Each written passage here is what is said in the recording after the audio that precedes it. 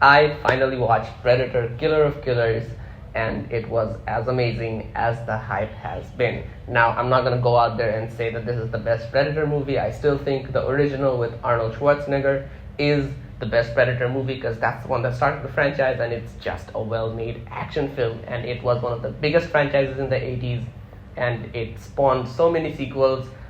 Some of them were good, some of them were absolute trash, but I think Predator Killer of Killers is the most unique Predator film. Not only because it's animated, which is also great looking. They used Unreal Engine 5 to animate this whole movie, which is crazy because Unreal Engine 5 is a game engine that is used to make AAA titles, and it's also been recently very successfully used in the popular game Marvel Rivals.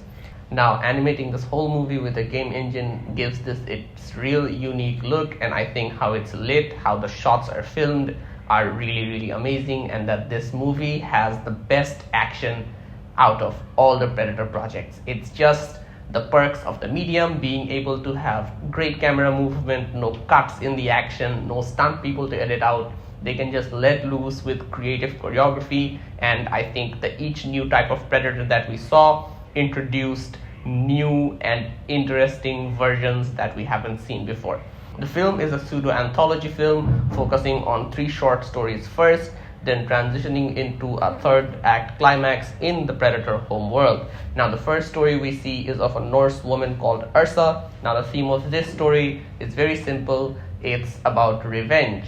Her father is killed by her hand because of this really evil person, and then her father makes her swear to get revenge for his death, and that's what she chases her entire life. When she finally gets revenge and has to face a predator, she overcomes both obstacles through her true grit and determination, but at the end of the day loses her son because of it, which cements the theme of revenge never being worth the hassle, because it's something that will eat away at you, it's something that will destroy you from the inside, and when you exact your revenge, the satisfaction is never enough for all the hurt that you went through.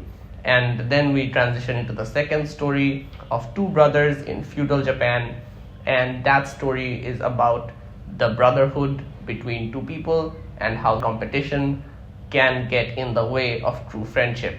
We see their father trying to train them to both become samurai with his armor as the reward.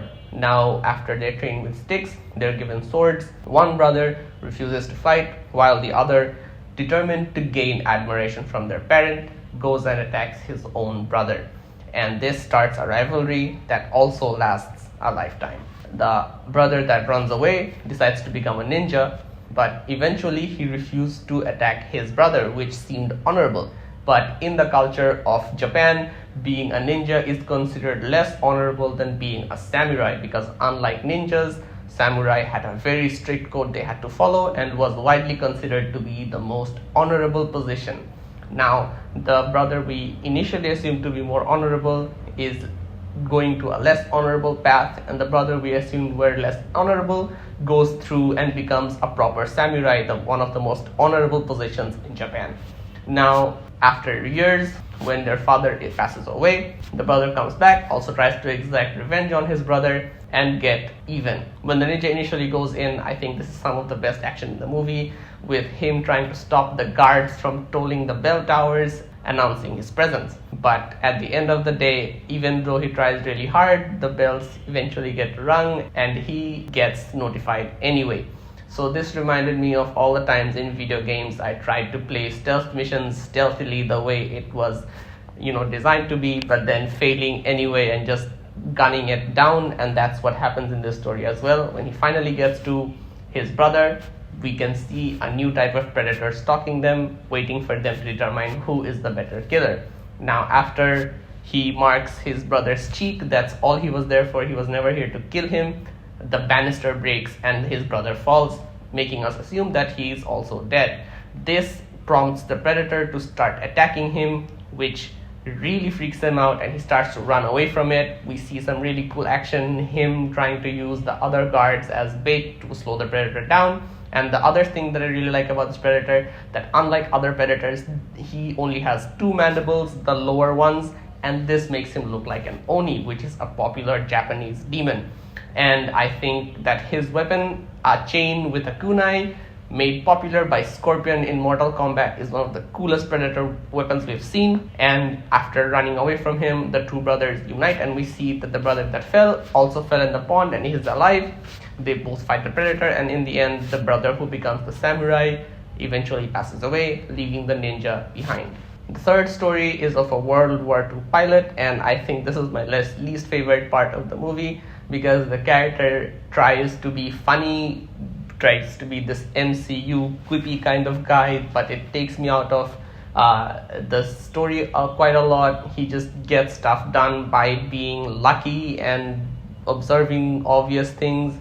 I don't know, it just felt like he was the least developed character out of the bunch, even though his story was used to introduce the concept of predator killers being accumulated by the Yautja and taken to their home world. I think that's an important part of the story. Also, it gave us predator aerial dogfights, which we've never seen before. I thought that was a very interesting way to have a predator chase someone, but I think at the end of the day, this part falls flat because of its main character.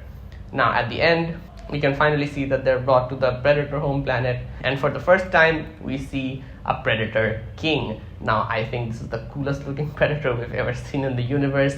He has a cape made out of xenomorph spines. I think that is incredibly badass. If you know, in the universe, predators and aliens are rivals of each other, and the predator king, having killed so many aliens, that he has a cape to make out of their spines, and also has the rib cage of an alien queen on his back, making him one of the biggest alien killers in the universe.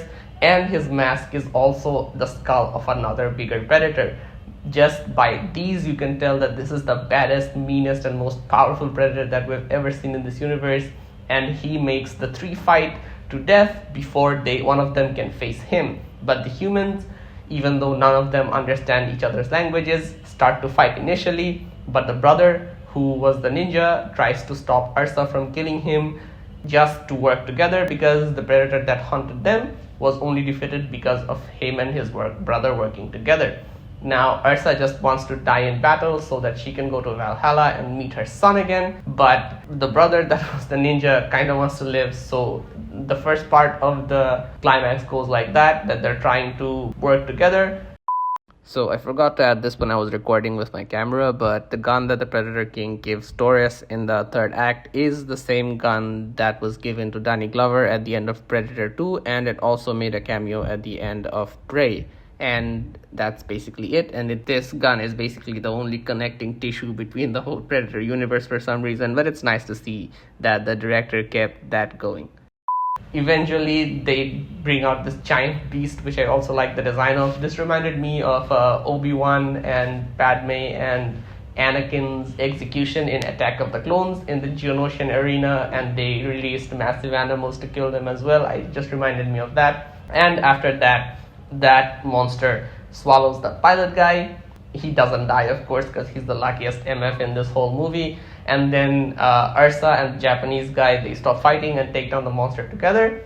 And the pilot guy gets taken away inside, where he steals a bike and somehow Deus Ex Machinas his way out of hundreds of predators, and then just saves them by flying the predator ship, even though he can't really fly that well in just earth planes. So having him be suddenly good at flying an alien fighter jet is just something that stretches the boundaries of my believability. Even though there are aliens walking around in this movie, they have more justification to be there, but his random piloting skills of alien spacecraft don't really have a justification. Even though we have a very badass moment from Ursa at the end, trying to get her entry into Valhalla by fighting the Predator King and cutting their ship loose, but the Predators, because of her bravery, put her in cryosleep again. Now we see a shot that is very inspired by Indiana Jones and the Raiders of the Lost Ark. At the end of the movie, if you remember, the government puts their lost ark in storage facility where there are thousands and thousands of other boxes that hold artifacts too. We see a similar shot with Ursa being taken again to storage, where we see hundreds and thousands of these pods, and in one of those pods is Naru, the protagonist from the recent movie Prey, which was also directed by Dan Trachtenberg. Now this confirms that she is going to make an appearance in the sequel, and if you remember, also in the credits of Prey we had this tease of the predators coming to meet Naru. Now we know that they came there to collect her because she is another predator killer. I'm very excited to see where they take the story, and another Predator movie is coming this year called Predator Badlands, which is also being made by Dan Trachtenberg, and for the first time we will be solely following a Predator protagonist instead of a human one. Now, from the story synopsis, we know that it's a predator that has been cast out by the Yautja, and he has been left to die in this planet that is very, very harsh. Now, I think that predator was outcasted because he killed a prey that was unarmed or fleeing. Now, if you remember, in Prey and in this movie, the predators only fight the people that are dangerous and that are the best killers among their peers. And I think that this predator dude accidentally or willingly killed someone who was unarmed. And it was also touched on the Norse part of the story, where the tied up prisoner yelled at the boy that he would never go into Valhalla if he slew someone that was unarmed. I think that's also a very important part of the predator culture, which Dan Trachtenberg also confirmed. So I think it's one of those reasons that predator was left to die in that planet, and if he survives the test, he will be allowed to rejoin predator society. Now let me know what you think about this breakdown. Let me know if I missed anything in the comments below. Leave a like, subscribe for more, and I hope you had a great time.